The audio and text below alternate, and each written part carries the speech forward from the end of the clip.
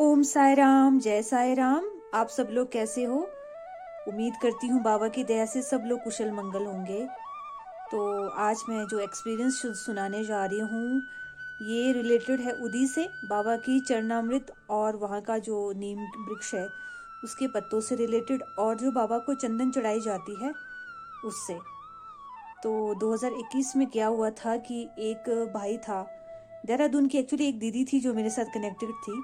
तो एक दिन उन्होंने मुझे कहा कि सुभाग मेरे ना कोई जानने वाले हैं, वो पुजारी है, शायद शिरडी में पुजारी है। तो पुजारी है बोल दिया तो हमारे तो खुशी का ठिकाना नहीं रहा कि हमारे को तो पुजारी मिल के कितनी खुशी होती है ना, कि कोई हमारे को ऐसा बोलता है कि पुजारी है। तो बाबा के पुजारी से बात करना, वो तो बाबा से बात करने के बराबर, इतनी खुशी हो गई। तो हमने उनको बोला था कि हमारे को ना कुछ उदी चाहिए और बाबा का चंदन। उन्होंने खुद से कहा था कि अगर आप लोगों को चंदन चाहिए तो वो भी मैं दूंगा, बेच दूंगा, और नीम की पत्तियाँ। तो एक्चुअली क्या था, वो पुजारी नहीं थे। तो वो हमें झूठ बोलते थे। वो कोई, मैं हमेशा बोलती थी अरे काकड़ आरती में तो आप नजर नहीं आते, मैं तो आपको देखती रहती हूँ। तो क्यों नहीं, मैं तो था, ऐसा बोलते थे वहाँ के लोग ना। सच में ऐसा लगता है कि हम शिरडी में होते तो पता नहीं क्या, लेकिन वहाँ के लोग देखिए बाबा को मानते भी हैं तो उनके नाम पे हमें बेवकूफ़ भी बनाते हैं। वो कोई पंडित नहीं थे, लेकिन जिसके थ्रू काम करा रहे थे ना, वो भाई हमारे ग्रुप में है, रमेश भैया। तो वो क्या करता था, उन रमेश भैया से करवाता था। रमेश भैया ट्रस्ट में है।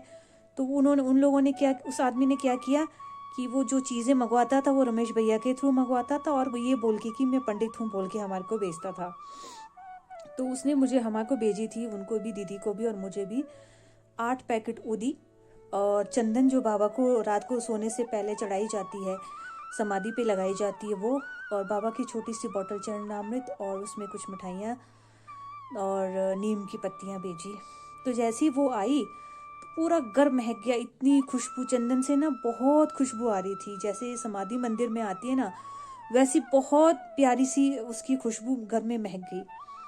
तब तो हमें पता नहीं था कि वो कोई पंडित नहीं है, वो हमें पंडित क्या, पुजारी नहीं है, वो ऐसे हमारे को ठग रहा है। तो मैंने उसको खाना शुरू कर दिया। तो जब मैंने उसको खाना शुरू कर दिया, हार्डली 3 या 4 दिन हो गए थे। चंदन को मैं दाल में भी लगाती थी, पानी में भी घोल के पीती थी। उदी तो खैर मैं लेती थी। फिर वो जो नीम की जो पत्तियां थी वो भी मैं खाने लगी, और चरणामृत का एक बूंद भी मैं उसमें डाल के गिलास में पीने लगी। चौथे दिन मैं क्या देखती हूँ, मैं वॉशरूम गई तो एकदम मेरे यूट्रस से ना एक अजीब सी गंदी चीज़ें निकलने लगी, जैसे गली सड़ी चीज़ें। जैसे होता है कि कोई चीज़ सड़ जाती है तो कैसे निकलता है, वो कुछ ऐसे गंदे सी चीज़ें निकलने लगी। तो मेरे दिमाग में ये कि ये क्या हुआ। फिर एकदम से मुझे स्ट्राइक हुआ, मैं 4 दिन से ये सब खा रही हूँ, बाबा की उदी, नीम की पत्ती और चंदन, ये सारी चीज़ें मैं, चरणामृत, ये सारी चीज़ें मैं ले रही हूँ। तो शायद हो सकता है ये बाबा की ही कोई लीला हो, कि बाबा ही कुछ हम मुझे ये कर रहे हो, मेरे अंदर से कुछ चीज़ें निकाल रहे हो। फिर ये वो सब हुआ। उसके तुरंत थोड़ी देर के बाद मैं क्या देखती हूँ, जो इलायची दाना होती है ना, जो हम मंदिरों में अक्सर लेके जाते हैं, वाइट से छोटे छोटे दाने होते हैं, बिल्कुल उसी की तरह एक सफेद सा इतना सा जो दाना था वो मेरे अंदर से निकला, और वो बिल्कुल ब्लैक था।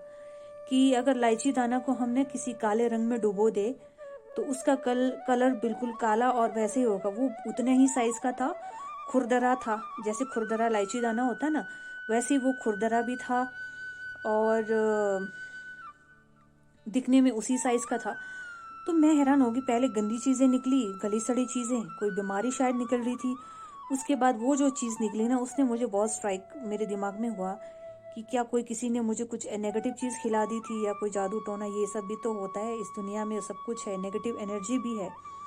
तो मैंने हाथ में लेके ऐसे मसला ना, तो वो बिल्कुल धूप की तरह था। वो ऐसा बोलो कि वो रंग में डुबो के काला हो गया था, लेकिन था वैसे ही खुरदरा, वही साइज का। तो मुझे ऐसा पता लगा कि मेरे शरीर से ना बीमारी के साथ साथ कुछ ऐसी चीज़ें भी बाबा ने निकाल दी, उदी और उनके चरणामृत की शक्ति से, कि जो शायद किसी ने मेरे को खिलाई होगी या कुछ, तो ऐसा था।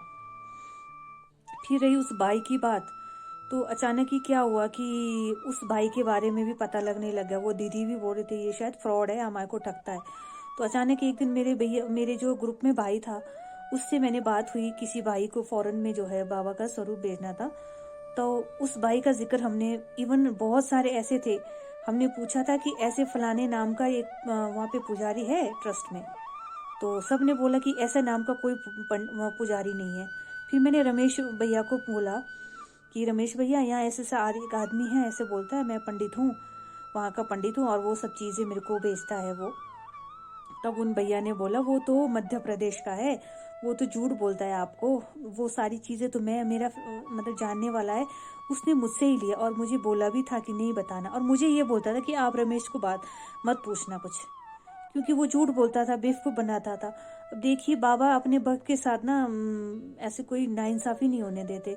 वो हमें इतना वो कर रहा था, देखिए झूठ बोल रहा था हमारे को कि मैं पंडित हूँ, हमारे इमोशंस के साथ खेल रहा था। हम उसको सिर पे चढ़ाते थे, मैं पूछती थी कि आज बाबा कैसे दिख रहे हैं, आज बाबा ने कौन सी ड्रेस पहनी, तो बोलता था आज ऐसे किया वैसा किया।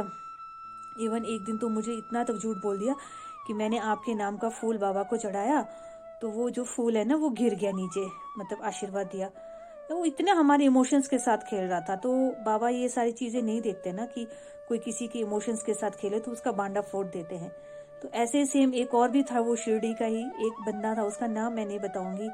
उसने भी हमें ऐसे ही बेवकूफ़ बनाया कि मैं ट्रस्ट में हूँ, मेरे बड़े जान पहचान मेरे जैक है। तो बाबा के स्वरूप हमने मंगवाए थे, तो वो बाबा का स्वरूप 1 महीना हो गया, 1.5 महीना हो, भेज ही नहीं रहा है, भेज ही नहीं रहा। कभी वो बोलता और वही स्वरूप मैं जब खुद गई तो मैं 1500 में लाई, बहुत बड़े। और वो मैं आपको अभी शेयर करूंगी पोस्ट लास्ट में, वीडियो के लास्ट में, मैं कितने बड़े स्वरूप है। डमरू वाले बाबा 21 इंच के हैं। तो वो हमें 3000 बताता, फिर ड्रेसेस वगैरह लगा के, तो ड्रेस वगैरह फिर टोपी वगैरह कुरियर सर्विस लगा, तो वो 5-6 हज़ार से ऊपर पहुंचा दिया उसने। एक मुझे और एक दीदी थे, दीदी हैं यूपी के, मेरठ की अल्पना दीदी, हम दोनों को। 1 महीने से हम उन बाबा के लिए तरसते रहे, लेकिन उस बंदे ने कभी ये बोल के कि ये ड्रेस इतना महंगा पड़ रहा है, कुरियर का आप लोगों को 2000 के करीब कुरियर में पड़ना है, ये वो कर कर के एक कुरियर वो भेज रहा था, दूसरे का नहीं भेज रहा था। वो हमें कैसे पता लगा, जिस दिन भेजने वाला था फोटो भेजी, एक ही पेटी थी। तो मैंने पूछा था कि ऐसे से, तब उसके जो वो फ्रॉड था, तो उसकी ऐसी ऐसी चीज़ें अब मैं बताना नहीं चाहती ग्रुप पे, हमारे सामने आ गए। वो खुद बैंक स्टेटस जब मैंने उससे मांगा तो उसने देने से मना किया। तो ऐसे ना वहाँ पे शिरडी में भी ऐसे हमारे इमोशंस के साथ खेलने वाले लोग होते हैं। तो कई बार लगता है ना कि बाबा जिस धरती पे बाबा का जन्म हुआ, वहाँ पे ऐसे से लोग भी हैं जो ठगते हैं। कोई बोलता मैं पुजारी हूँ, है ना, कोई बोलता मैं ट्रस्ट से हूँ, मैं ऐसा कर रहा हूँ। वो पैसे बढ़ा के हमारे को 6000 तक वो स्वरूप। अब जब मैं खुद गई, वो स्वरूप मैं 1500 में लाई, 250 की मुझे ड्रेस पड़ी, देखी 2100 में, तो ऑलमोस्ट सब कुछ आ गया। तो ऐसे ठगने वाले लोग हैं, तो बाबा ऐसे लोगों को टॉलरेट नहीं करते और उनका बांटा फोड़ देते।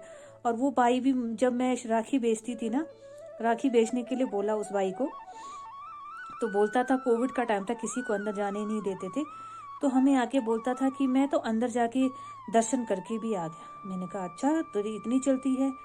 तो वो सारा झूठ था, वो एक एक चीज़ें जब बाद में उसका बांडा फूटा ना, तो पता नहीं, अगर वो इस वीडियो को देखेगा तो शायद उसको लग जाएगा कि किसके बारे में मैं बात कर रही हूँ। कितना हमारे इमोशंस के साथ खेला। पहले एक पुजारी बन के हमारे इमोशंस के साथ खेल गया, तो उसका बांडा बाबा ने फोड़ दिया। वो अपने आप ही ऐसा चीज़ें